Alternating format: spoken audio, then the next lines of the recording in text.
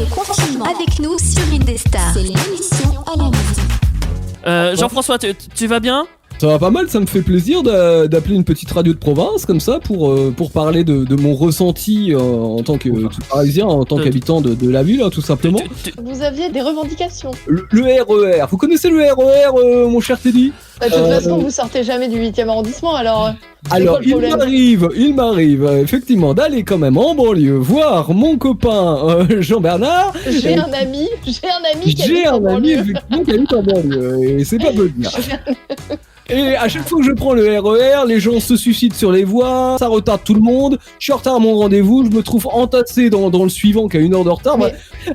et puis je peux pas y aller en voiture non plus parce que je passe ma vie dans les embouteillages, et puis d'ailleurs je peux plus rentrer à Paris avec ma 4L. Alors moi ça me frustre un petit peu.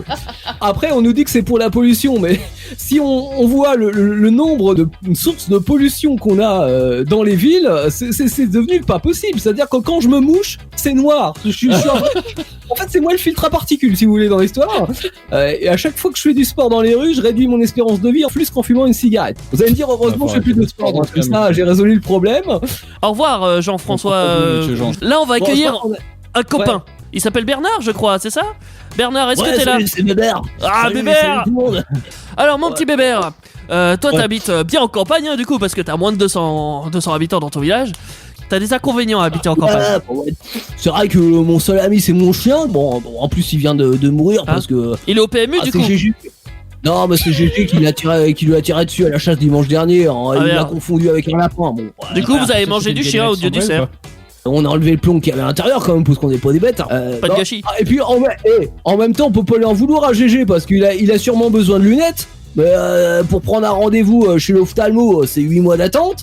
Et puis le petit chien il est à 45 km. Et d'ailleurs c'est pareil pour le supermarché. Et puis de toute façon on est obligé d'aller faire les courses parce qu'à un moment donné on veut manger au resto. Mais le resto il y a un roudier là dans le village. Mais bon il est tout seul quoi. Et puis le plat du jour c'est saucisse purée. Donc tu t'aimes pas le saucisse purée c'est le menu ouvrier ça. Ah bah de toute façon c'est le menu unique hein.